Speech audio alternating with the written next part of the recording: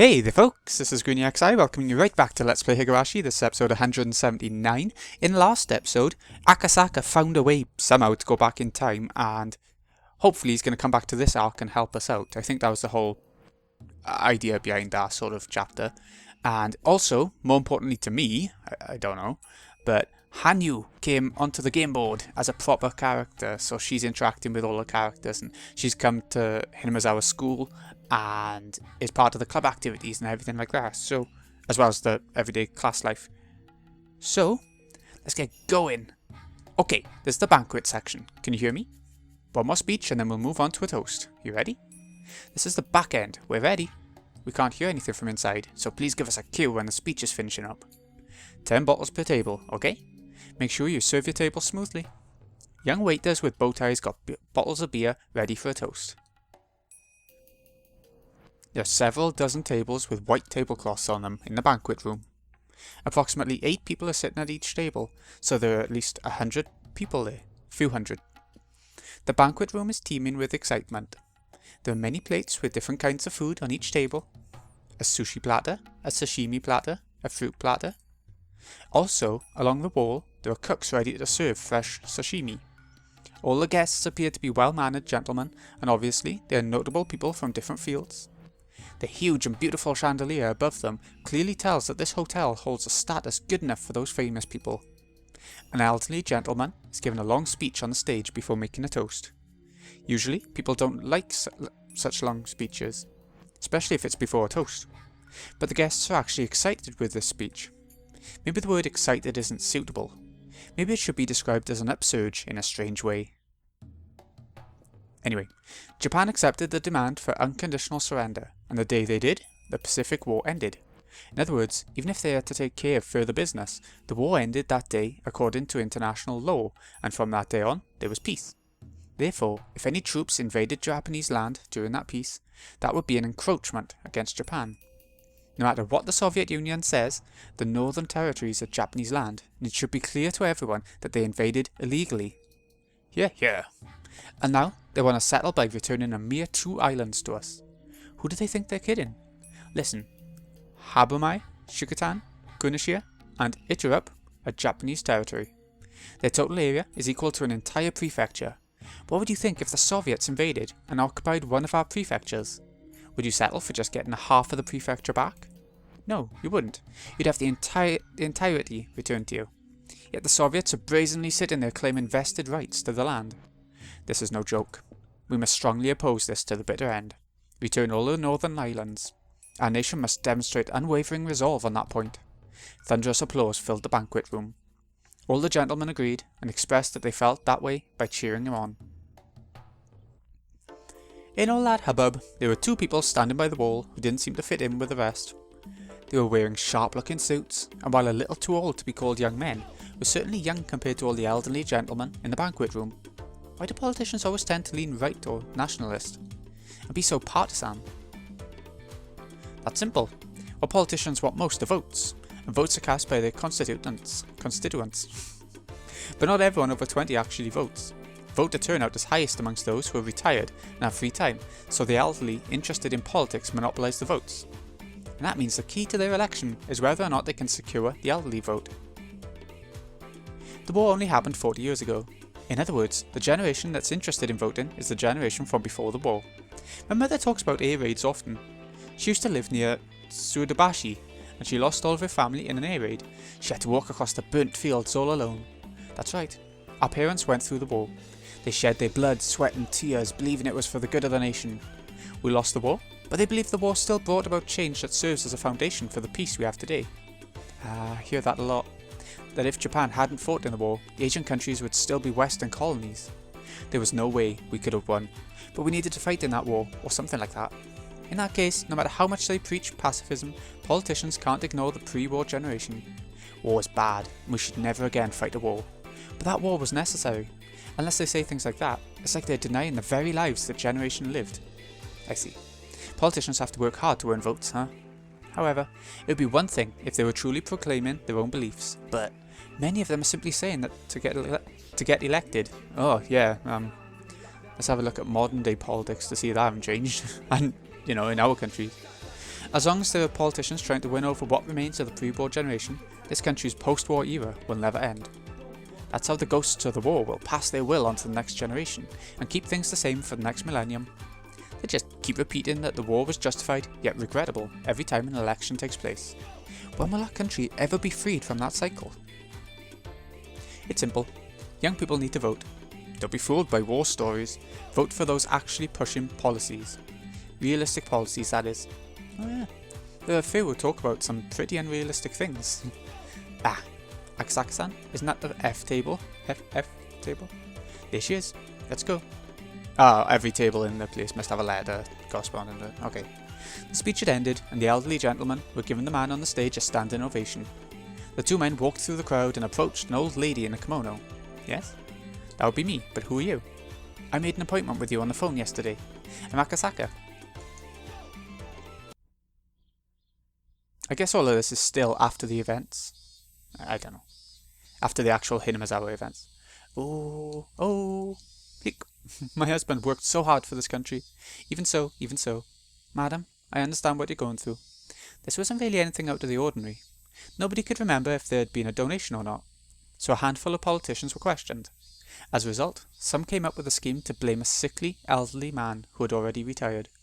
With only a short time to live anyway, he was the perfect fit for them.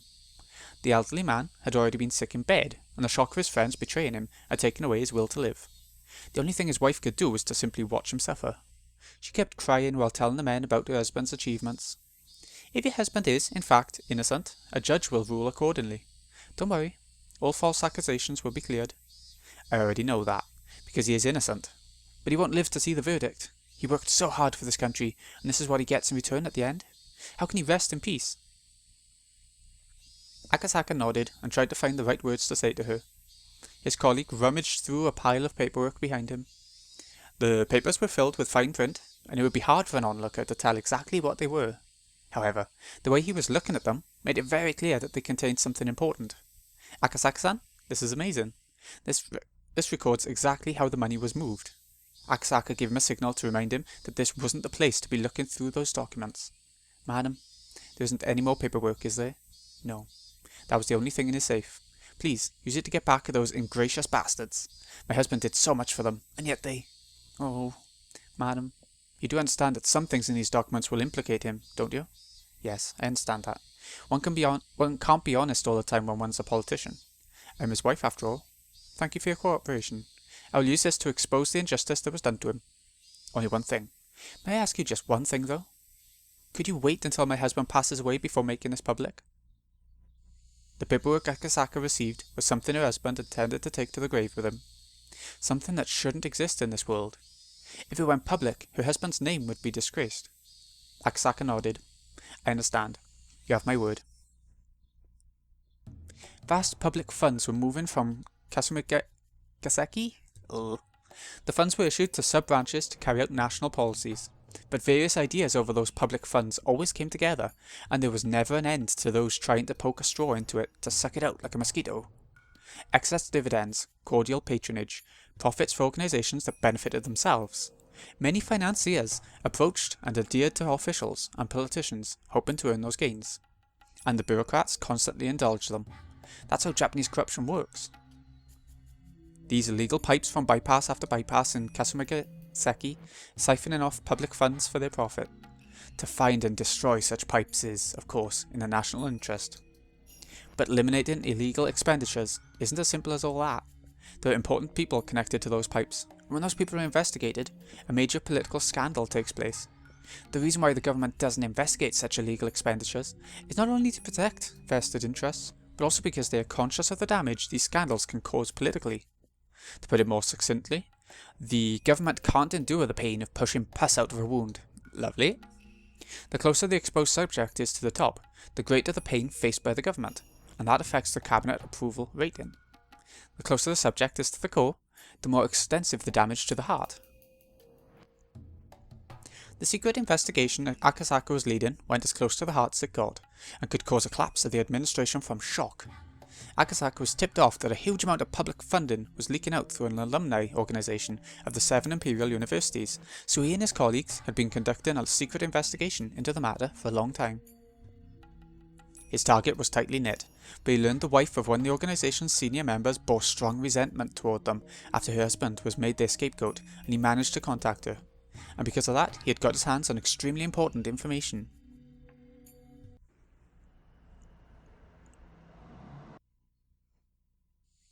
Good work, everyone. We've almost gathered enough proof. What Akasaka-kun brought us is particularly shocking. You must have worked hard to get it. Great work. Thank you. The small meeting room was filled with boxes that were, in turn, filled with documents. A whiteboard was filled with cramped writing too. A few of the investigators in the meeting room, which was also filled with smoke, were reading the documents intensely. Their intimidating manner clearly indicated that they were police officers with a great deal of experience. Akasaka was one of those men. It had been a while since Mamoru Akasaka was transferred to this department. When he worked on the case of the kidnapping for Minister Inukai's grandson, he had been a rookie, but by now he was an experienced investigator. After a knock on the door, an elderly man entered the room. Everyone straightened up all at once. "Sir, thank you for stopping by." "Thank you. You don't need to stand. Relax. I brought a wonderful gift for you all today. Kanu, you'll get to go to your son's Parents' Day meeting after all." The meeting room was filled with sighs tinged with exasperation and resignation. It certainly wasn't because any of them hated getting to go to Parents' Day. Oh, aye. "I knew it. I thought it was about time." "Shit!" Akasaka's colleague complained. They had been so close to getting to the root of this issue. They had such strong evidence. Akasaka, on his part, wasn't too disturbed. This had happened several times in the past, and considering how hot the documents he obtained were, it was easy enough to predict. The case was suddenly transferred to another department. Ah, that meant their investigation ended here. The new department was supposed to continue the investigation to expose injustices, but that's never happened once before. It was just an excuse. The investigation had been terminated because of pressure from above. Damn it. What about everything we've worked for so far? It was just to see how much it had hurt to push out the pus. They realised it would be too painful, so they decided not to treat the wound. In that sense, their hard work wasn't wasted. Because of it, the investigation was terminated. Akasaka understood that, but his colleague wasn't yet mature enough to understand. Of course, Akasaka's sense of justice was displeased by this. He felt frustrated with his superiors, who had hesitated to expose the truth. But he was mature enough to know not to say that out loud.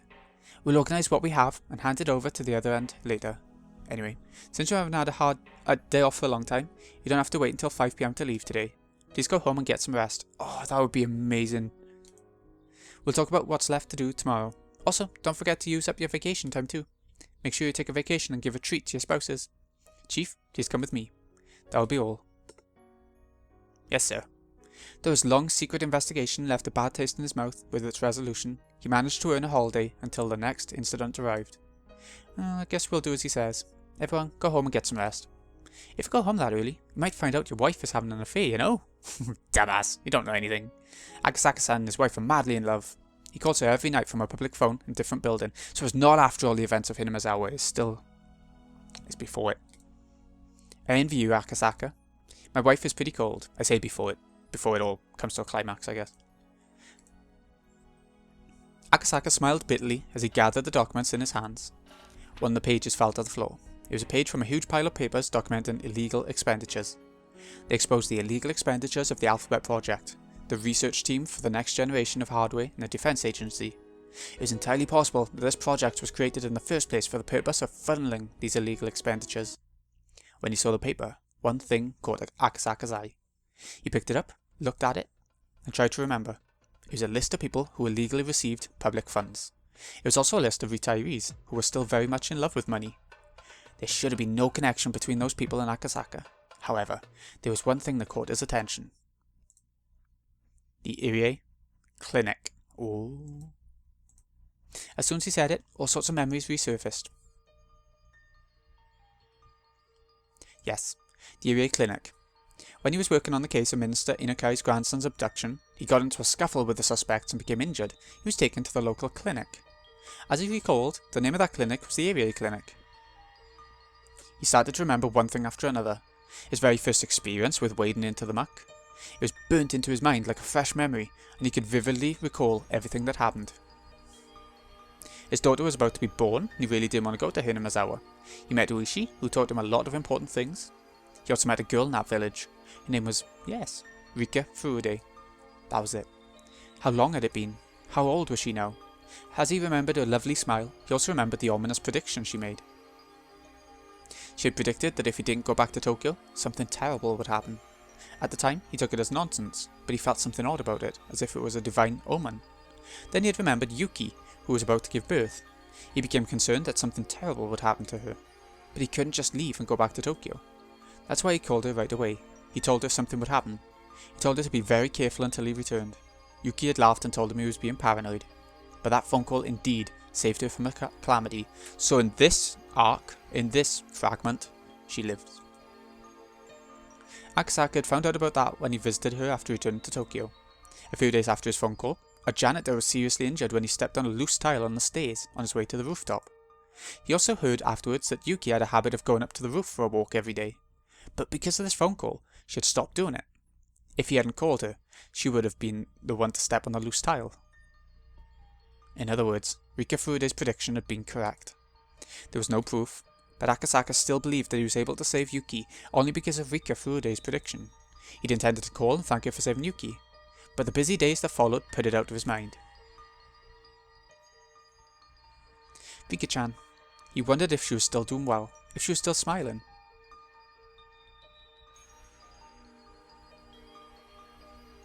Akasaka remembered the sad prediction she made on that night under the moon, while still wearing that smile. That's right, she'd said something. She predicted someone would get killed on the night of the festival every year, and that on the 5th year in, she'd be the one to be killed. That's right, he thought, she did say that. The 5th year, that's this year. The festival is... That's right, it's in June. If he remembered correctly. It happens on the last Sunday of the month. Akasaka looked at the calendar. It was June 1983. Although there was still some time, the death she predicted for herself was coming up. The girl who'd predicted Yuki's accident also prophesied a mysterious incident would occur annually for the next 5 years. If they'd actually been happening, then it would happen again this year. Akasaka wondered if Uishi was still at the Okinamaya PD. If the annual incident she predicted actually was taking place, he would know.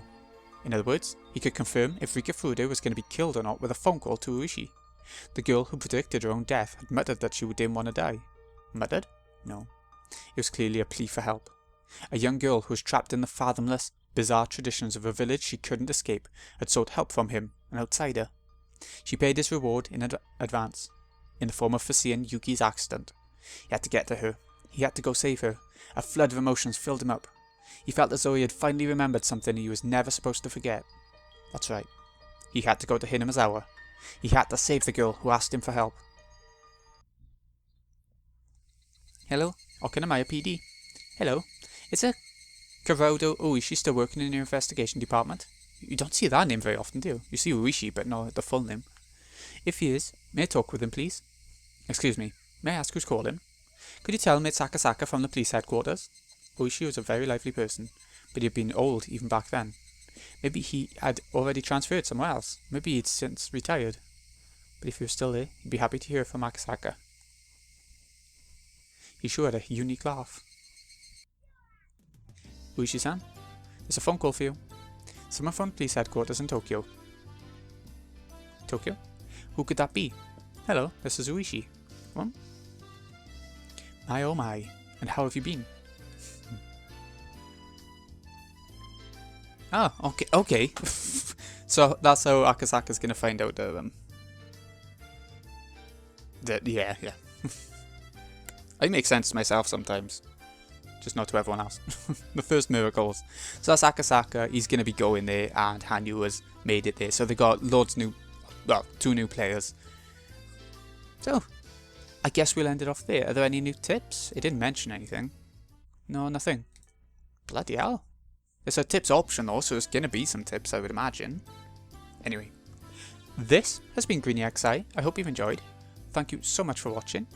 I'll see you again in a bit when we go for chapter 6. There was a long chapter with all the fragments, wasn't there? So, thanks again for watching, folks. See you again in a bit.